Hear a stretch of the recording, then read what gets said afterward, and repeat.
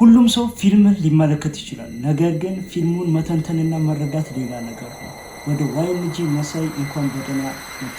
በዚህ ቻናል ላይ አንድ ፊልም እናይና ተረድተን እንተነትናለን። እስከ ቪዲዮ መጨረሻ ድረስ አንድ ላይ እንድትቆዩ ስል አክብሮት ጠይቃለሁ። ወደ ቪዲዮ። ልዑል ይባላል። የትምህርት ቤታችን ቆንጆ እና ኩራተኛ ተማሪ ነው። ብዙም አያወራም፣ ብዙ ጓደኞች አሉት። አያት ናሲያ ልዑልን አይታ ነው የደነገጠችው። በፍጹም ልቧን የምታፈቀው ማንም ትሁን ማን እሱን ካየችው እርምጃዋ አይገባም። እዚህ ጋር እንደተመለከትነው ከሆነ ደራሲው የተጠቀሙበት መንገድ በጣም ደስ የሚል ነገር። ደራሲው ወር ዳይሬክተሩ ከሁለት አንዱ። ምክንያቱም የፊልም ባለሙያ ስላልሆንኩኝ አላውቅም እነዚህ ነገሮች፣ ይቅርታ። ግን አሁን ደራሲው ወይም ዳይሬክተሩ ያስቀመጠበት መንገድ የሁሉንም ገጸ ባህሪ ስማቸውንና የሚያደርጉትን ከነድርጊታቸው አይደለ እየተነተነ እየነገረን የሚገኘው። አንድ ጊዜ ለዚህ ደራሲ የምር ክብርና ምስጋና ለማቅረብ ይወዳሉ። ምክንያቱም እኔ የተረዳውበት መንገድ ዝም ብሎ ጀስት ሊስት እያደረገ ሳይሆን ያለው ደራሲው ማን ምን እንደሆነች ወይም ምን እንደሆነ እየነገረን ነው አይደል እንዴ። ለወደፊቱ ሊጠቅመን ይችላል። አሁን በቀጣዩ ኤፒሶድ ላይም ሊጠቅመን ይችላል። ይህ ደራሲ አሁን እየጠቀሰልን ያለው ነገር ማለት ነው። ምክንያቱም ባህሪያቸውን ከነገረን እኛ መገመት አያክተንም አይደል። የእናንተንም ፊሊንግ ግን እፈልጋለሁ፣ እናንተ በምን አይነት መንገድ እንደተረዳችሁ። ግን እኔ የተረዳውበት መንገድ ይኸኛው ነው። ማን ጥሩ ሰው ማን መጥፎ ሰው እንደሆነ እንለይበታለን። ዝርዝሩን ደግሞ ሰጥቶናል። ኦኬ፣ ገጸ ባህሪያቶችን ቶሎ ለመሸምደድ ይረዳናል። ሌላም ተጨማሪ ነገር ካስፈለገ ደግሞ ለወደፊቱ ለመጨረሻው ኤፒሶድ ደግሞ ማን መጥፎ ሰው ማን ጥሩ ሰው ሆኖ ይቀጥላል የሚለው ካሁኑ መረዳት እንችላለን ማለት ነው። በተለያየ አንግል ነው ሁላችንም የምናየው። እናንተም እየተረዳችሁበትንና መተንተን የምትፈልጉበትን ወይ በኮመንት ላይ አሳውቁ። ኤሊዝ ይባላል። የሀብታም ልጅ ነው። የሚጠላው ደሃ ሰው ነው። የሚወደው ደግሞ ኪዱንና ለኪዱ ሲል የማይከፍለው መስዋዕትነት የለም። የማያስፈልጋትንም የሚያስፈልጋትንም የምትጠይቀውንም ማትጠይቀውንም በፍጥነት ነው የሚያደርገው። ኪዱ ማለት እሷ ነች። ጎልዲገር ነች። ከባድ ልጅ ነች። የኦዞን መሳሳት እኮ የመጣው ከልጁ የሚመጣው ጭስ እንደሆነ የ10ኛ ክፍል ማትስ አስተማሪ ነግሮኝ ነበር። ለካ ማትስ ላይ ስለ ኦዞን መሳሳት አያውቅም። ለማንኛውም ግቢ ውስጥ አሁን እዚህ ጋር ደግሞ እንደተመለከትናት የኦዞን መሳሳት የመጣው በሊዱ አጨጨስ የሚል ነገር ሰማሁኝና አይ ቲንክ እቺ ልጅ በጣም ጭሳጭስ ትወዳለች። እንደዛ ብቻ መረዳት እንችላለን። እሱም ግልጽ አድርጎ ነግሮናል። ብቻ አሪፍ ቴክኒክ ነው። ምክንያቱም ሰው እያንዳንዱን ገጸ ባህሪ እንዲሸመድድ እያደረገ ነው እና አደራሲው ይመቸው፣ ጎበዝ ነው። ያለውን የሚጨሰውንም የማይጨሰውንም ሁሉ ተጨሳለች። አቤት ጭስ! ወይኔ ኤፍራታ! ይህን የመሰለ ድምፃዊ ባለበት ሀገር እናንተና ዘፋኝ ተባሉ አይደል? እቺን ልጅ እስቲ የት እንደምናውቃት ኮመንት ላይ ያስቀምጡልኝ። ምክንያቱም እኔ ያው እቺን ልጅ በዘፈን በድምጿ በዘፈን ነበር የማውቃት፣ ግን አሁን ደግሞ በትወና መታለች። አንዳንዴ እንደዚህ አይነት ነገር የሚያደርጉ ሰዎችን ማበረታታት አለብን። ምክንያቱም አንድ ሰው አንድ ታለንት አለኝ ብሎ ካሰበ በዛ ታለንት ኦኬ እስከ አድቫንስድ ደረጃ በጣም እስከ ትልቅ ደረጃ መድረስ ይችላል አይደል? ግን አንድን ታለንት አለኝ ብሎ በአንድ በኩል ደግሞ እንደ ፈረስ ጋሪ እንዲህ አይኑን ተከልሎ መሄድ የለበትም አይደል? እቺ ልጅ አሁን እያሳየች ያለችው ምንድን ነው? ድምጿም አሪፍ ነው፣ ትዘፍናለችም። በትወናም እስቲ ይሳካልኛል ወይ መተወን እችላለሁ በሚለው መታለች። በጣም አሪፍ ነገር ነው። እንደዚህ አይነት ነገር መበረታታት አለበት።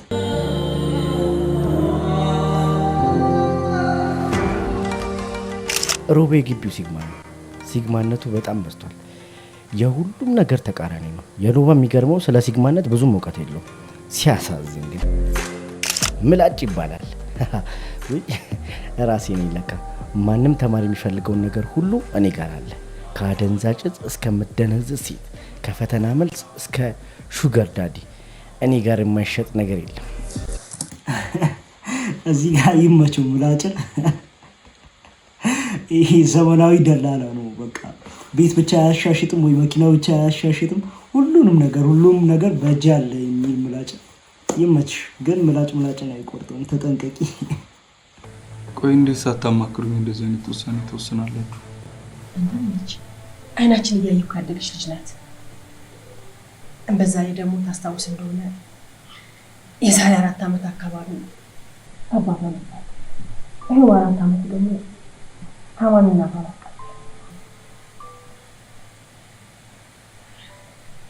የቅርብ ቤተሰብ ሆነ ዘመድ የላት እና እቺን የመሰለ ልጅ ጎዳና ላይ ስትወድቅ ዝም ማለት ነበረብን? በዛ ላይ ደግሞ ባህሪዋን ቢሆን ደግሞ በሰፈር ዘንድ በጣም የተወደደ ነው አይደል እንዴ? አይ ቲንክ ቤት ያመጣት ልጅ ወይም እድል እናትና አባቷን አታለች። ከዛ የኤሊዝ ቤተሰቦች ደግሞ እሷን ለማሳደግ ወሰዱ። አሁን በዚህ መሀል አይ ቲንክ ኤሊዝ ነው መሰለኝ ያልተስማማበት። ኤሊዝን ለማሳመን ደግሞ እናትና አባቱ እየሞከሩ ነው። እኔ ግን እዚህ ጋር አሁን የተረዳውበት መንገድ አለ አሁን በኤሊዝ በኩል ሆኜ ሳስበው። ምክንያቱም እሷ አልቀበልም ቢል ራሱ ኤሊዝን እንደ ጥፋተኛ ወይ እንደ ነገረኛ ማሰብ የለብንም አይደል? ምክንያቱም አንድ ሰው የኖረበት ቦታ አለ። ለብቻው ከኖረ ኦኬ፣ ለብቻው ስትሬንጅ የሆነ ነገር ሲመጣበት፣ ጸባዩን የማያውቅ ነገር ሲመጣበት፣ የሆነ ነገር ሲመጣበት ይደናገጣል። ወር ቶሎ ለመቀበልም ለመግባባትም አይሆንም አይደል? ኤሊዝም አይ ቲንክ እንደዛ ነው። አሁን በእንደዛ አይነት ስሜት ውስጥ ሆኖ ነው አሁን ለማስረዳት ቢሞክሩትም እየተከራከረ ያለው። ምክንያቱም አንድ ሰው ከውጭ መጣና ቤት ገባ። ይሄስ የገባው ሰውዬ እህት ወይም ወንድም ነው፣ እህት ናት ወይም ወንድም ነው ቢባል እንዴት ነው አንድ ሰው እሺ ብሎ የሚቀበለው በአንዴ? ኤሊዝም ይሄ ነገር ግራ ገብቶት ሊሆን ይችላል። ሜይ ቢ ለወደፊት በሚለቀቁት ኤፒሶዶች ላይ አሪፍ ተቀብሎት ምናምን አንድ ላይ ሊኖር ይችላል። መፍረድ አንችልም ማለት ነው በኤሊዝ ላይ።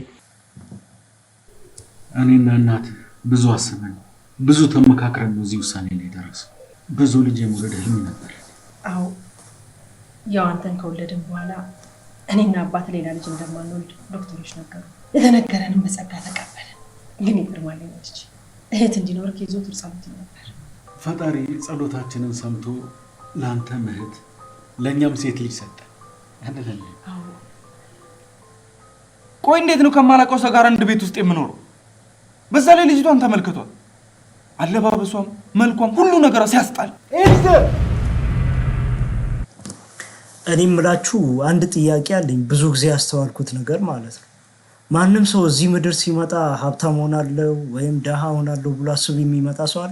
አይ ቲንክ እንደዛ አስቦ የሚመጣ ሰው የለም። ምክንያቱም ሀብታም እንደምትሆን ደሃ እንደምትሆን በምንም አታ የሰውንም ልጅ ይህን ነገር አውቆ እስካልመጣ ድረስ መናቅም ሆነ እንትን ማለት ማንቋሸሽ ተገቢ ነው ብዬ አላስብም። እናንተስ ምን ታስባላችሁ? እስቲ ኮመንት ላይ የግል አስተያየታችሁን ጻፉልኝ። ይህ እኮ መርጣ የገባችበት ህይወታል። አንተ እንደዚህ አይነት ንግግር መናገር የጀመርከው ቆይ ከመቼ ጀመረው?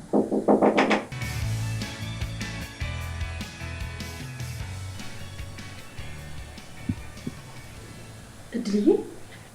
አቤት። ለነገ ትምህርትሽ በደንብ እየተዘጋጀሽ ነው? አዎ ተዘጋጅቻለሁ። አንተስ ተዘጋጀህ? አዎ። በጣም ጥሩ። ከዚህ በኋላ ብቻህን ትምህርት ቤት መሄድ ብሎ ነገር የለም። ከቆንጆዋ እህት ጋር ነው የምትሄደው።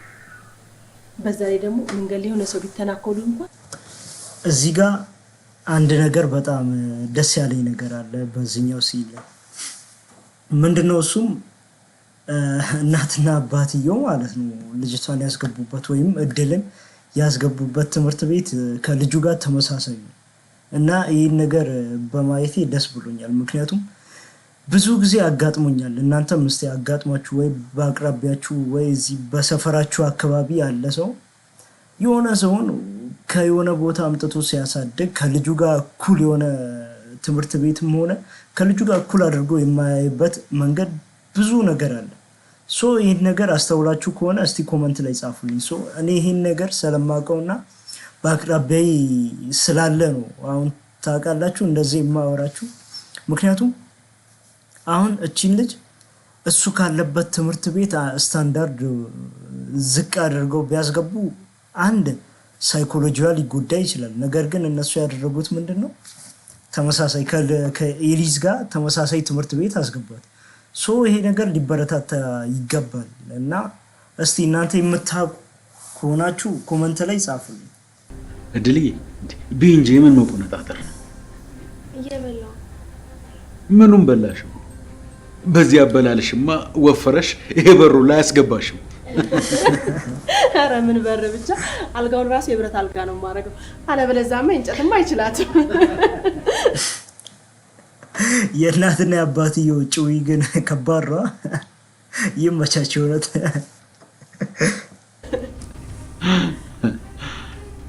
እኔ ልጅ አደራ እንዳትሸነፊብኝ ከፊት። አንዳንድ ጊዜ ምን አለ መሰላችሁ፣ ሁሌ ኮንፈርት ዞን ውስጥ ስትሆኑ በቃ ከዚህ በፊት ያጋጠማችሁን ኦር አሁንም ያጋጠማችሁን ነገር ልረሱ ትችላላችሁ አይደል? ነገር ግን ሁሌ አይደለም የምትረሱት ያን ነገር። ምክንያቱም አንድ አጋጣሚ አለች። ያቺን አጋጣሚ ለምሳሌ ብቻችሁን የምትሆኑበት አጋጣሚ ማለት ነው። መቼም የማትረሱት ነገር ተፈጥሮባችሁ ሊሆን ይችላል። ለምሳሌ አሁን ግን እዚህ ፊልሙን ስንመለከት እድል እናትና አባቷን በሞት አታለች አይደል? ሶ ሁሌ ኮንፈርት ዞን ውስጥ ብትሆን ራሱ ደስተኛ እየመሰለች ታስመስላለች እንጂ ደስተኛ ላትሆን ትችላለች። ሶ ይህን ነገር መረዳት አለብን። እስቲ እናንተም የምታውቁትን ኮመንት ላይ ጻፉልኝ።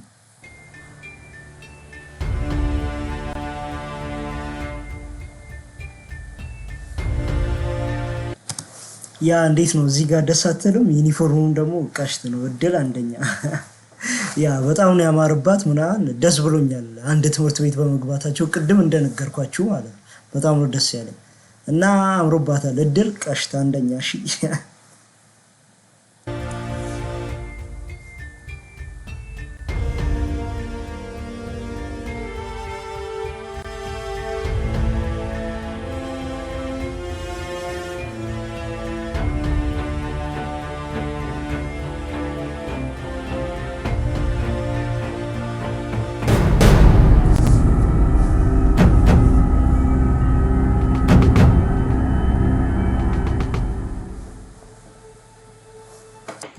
ጋይስ እዚህ ጋር ምንድን ነው የተፈጠረው?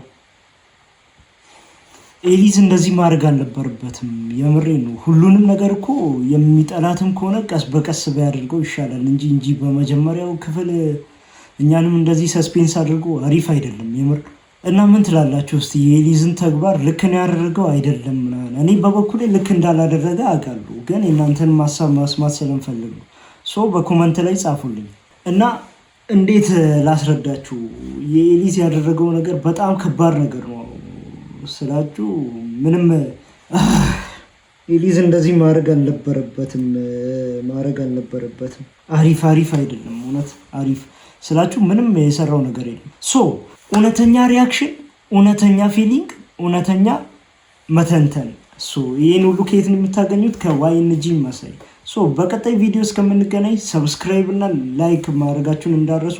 በቀጣይ ቪዲዮ እስከምንገናኝ ቸር ሰንብቱ።